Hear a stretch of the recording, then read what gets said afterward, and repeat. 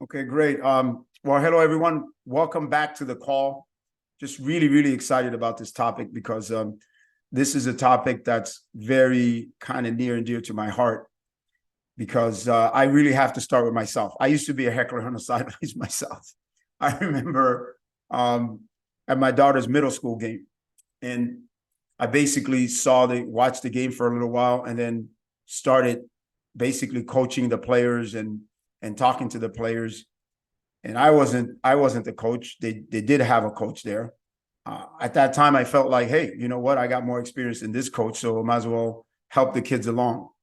So the young lady that was coaching, she came over very politely. She said, "Hey, could you please not do that? I've already told them how to play, and really, I don't want them to. I don't want to change that yet."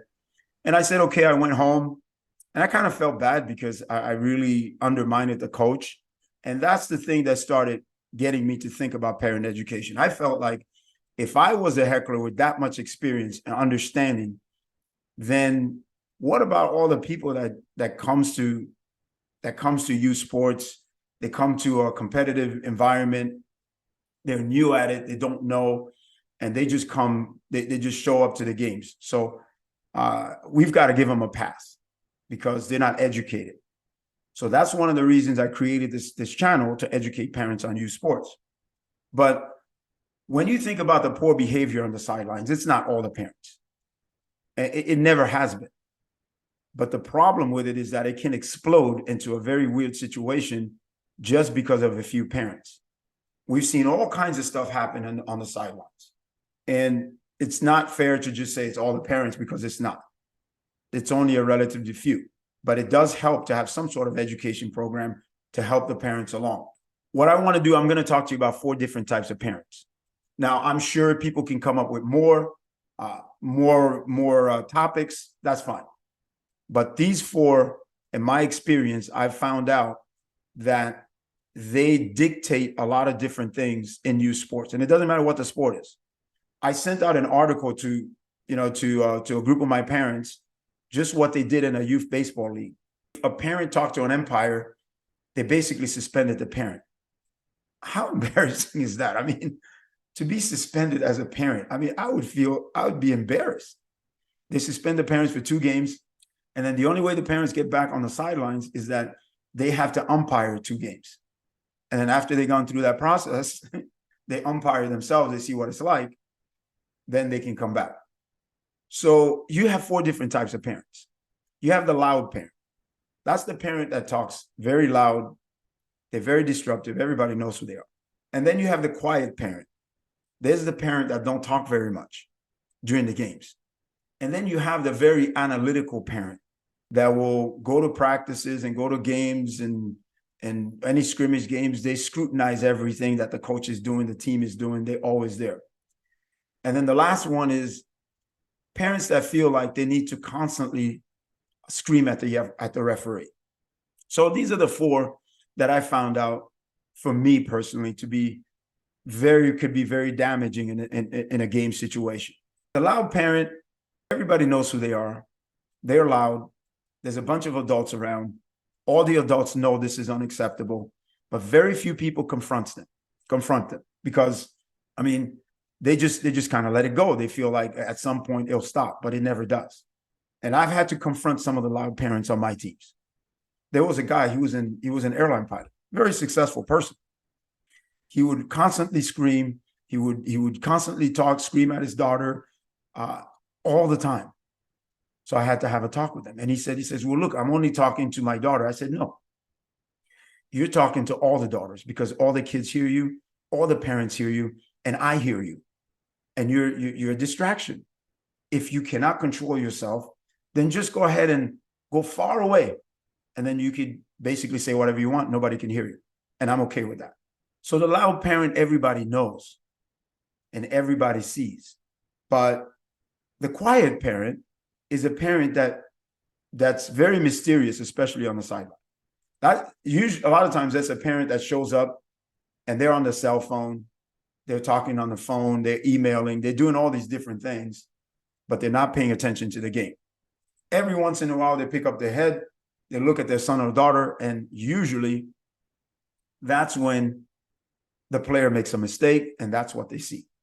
So when that parent gets in the car, that's when they undermine their children. They proceed to criticize them. They proceed to tell them all the things they did wrong on the field. Now, a lot of people commute to work. I mean, my thing is like, if your boss came on your commute every day and basically told you everything that you did wrong that day, how would that feel? Children don't like it. To me, the car ride is extremely important for parents. I know my mother didn't get a chance to see all my sports games. Hardly ever. She worked. There was no chance for her to do that. The car ride is an opportunity for parents to bond with their children, develop very strong bonds, develop great relationships with them. Because at some point, they're going to leave your home. And when they leave your home, that's going to matter.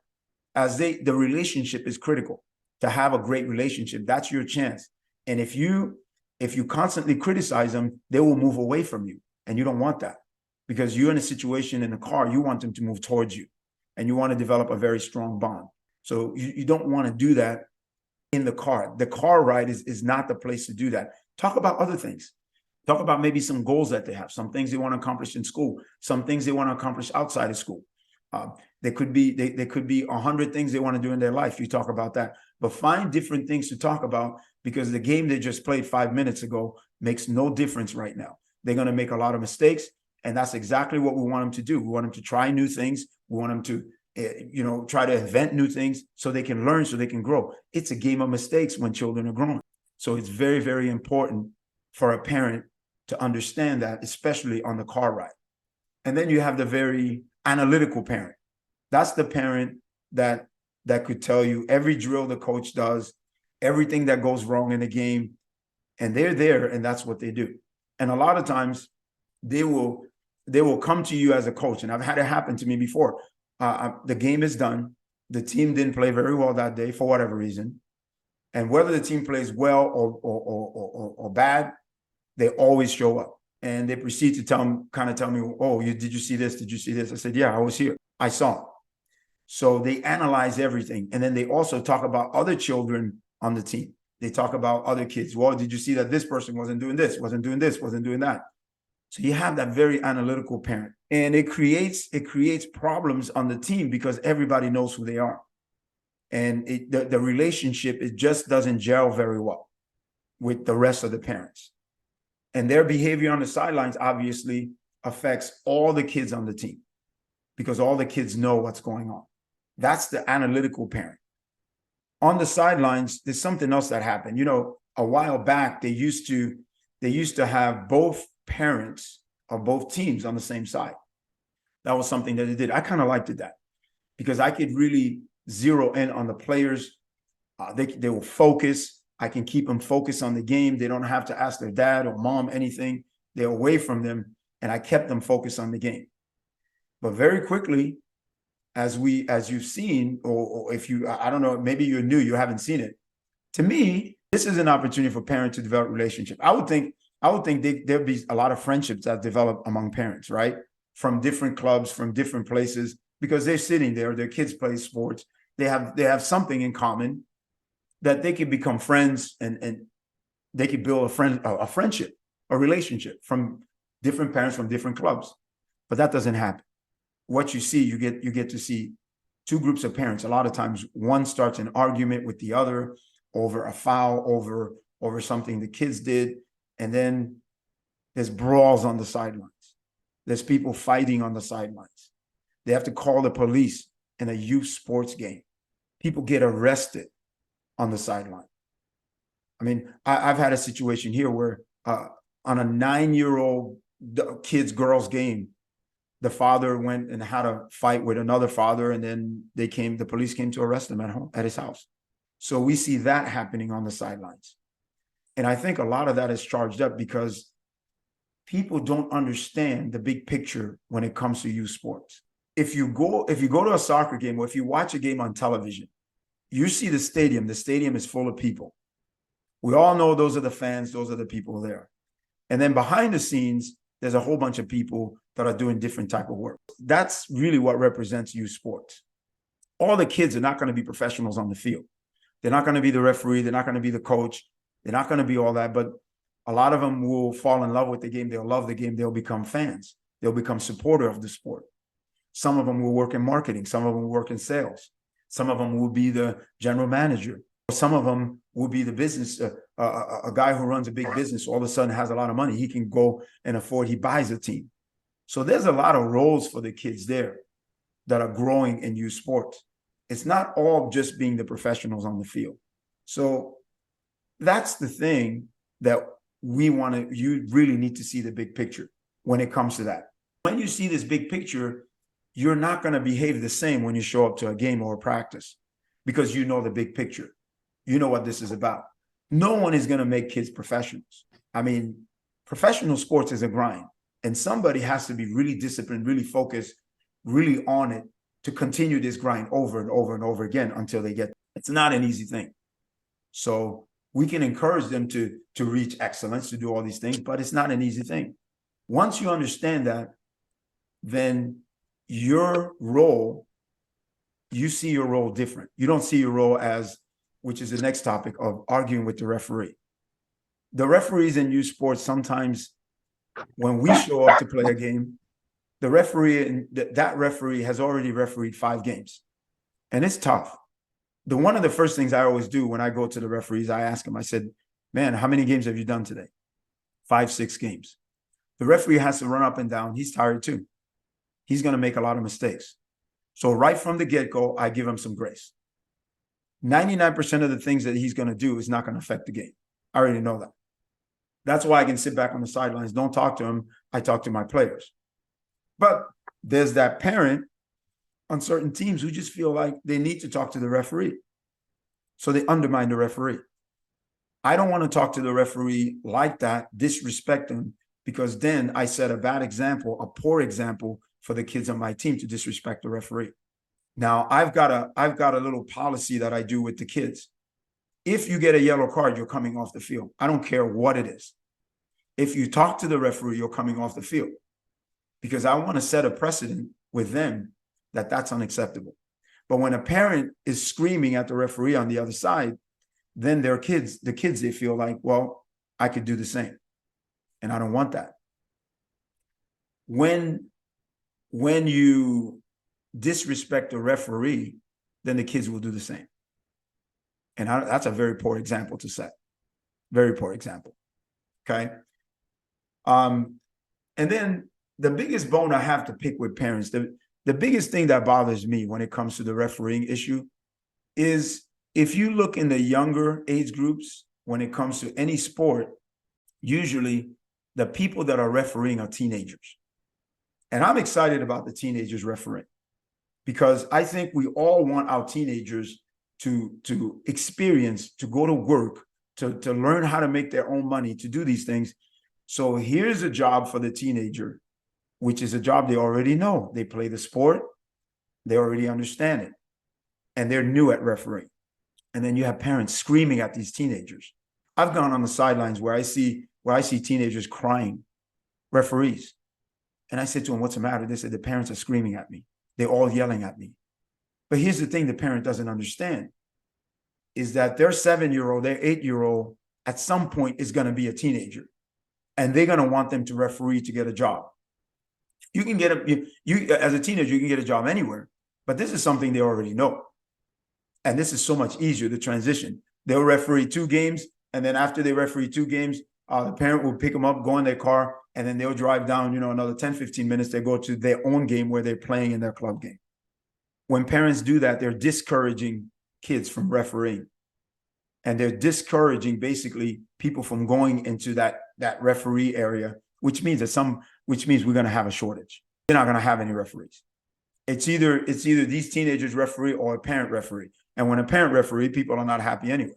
So it's the same thing. We've got to go, as parents, we go to the games, we've got to see it for what it is. It's an opportunity to teach our kids a lot of life lessons. It's an opportunity to develop some great relationship with your kids, to bond, to get closer to them. It's not to go bash people on the sidelines, whether they're players, referees, coaches, or whoever's involved in youth sports. And that's a big thing for me. What I'm going to do, I'm going to stop here, and then I'm going to ask you if you have any questions you can throw out, you can unmute and throw out some of your questions in and I'll answer. Are you still on mute, Brian? Go ahead if you want to say something. Oh, no, I was just seeing if Sarah had a question behind me while we were just listening. Okay. No, I mean, Jacques, I understand where you're coming from, having done this, from a different side, being an official in, American football. I get it. And I appreciate hearing your viewpoint. I mean, I think our team has good parents, but it's good just in general for everyone to understand the philosophy. I guess what can we do as ourselves, I guess, just become friends as parents on a team as a unit, work together and be able to communicate and help each other understand the philosophy, because it's all about it's for the kids. Want them to get better. I get it. I mean, it's hard. So yeah, well, that's why I created the channel. I just wanted to give parents some tools, and for you guys that are on the team together as a group, it's great to go. You can go on the channel. You can look at all the different videos that I've done, because the education is constant. Typically, what a lot of clubs will do is that in the beginning of the year, they will give the parents a memo, like, one sheet memo. This is how you should behave. Well, first of all, people don't read that. And again, education is constant. It's not something you do once and then that's it. The parents put the sheet in the car and it's gone. They need tools. Coaches need tools. There are times as a coach when you have to talk to a parent about a certain topic. So some parents, for example, playing time. Maybe the parent is not happy with the amount of playing time their kids are getting. So they're going to talk to the coach. It's good for the coach to have a place to send the parent and say, hey, look, why don't you watch this video and then let's talk. All right. I mean, not to avoid the conversation, but once the parent watches the video, then the parent will come from a different angle. The way they were going to come and talk to the coach, they'll do it differently because they saw something there, they learned something there. And so that's why the channel is important. Right now, the parents don't, unless they go to this channel. Now, there's a lot of places with information, but there's nothing specific when it comes to that. Okay, well, good. So what I'll do, we'll stop here, and then I'll send you the link to the video, and you'll have it. The other thing that's important as well is for you to share the link with parents, with people that you know, because man, if we can avoid problems at the fields any way that we can, it makes sense to do. It makes sense to do. So, yeah. So once you get the link, you can share the link with anybody you want. Have them see the videos. Have them ask questions. They can also comment on the videos on YouTube. And so that's the way we're going to build the channel. All right, we're good. So we'll end right here, and we'll talk to all you guys real soon. Thanks a lot.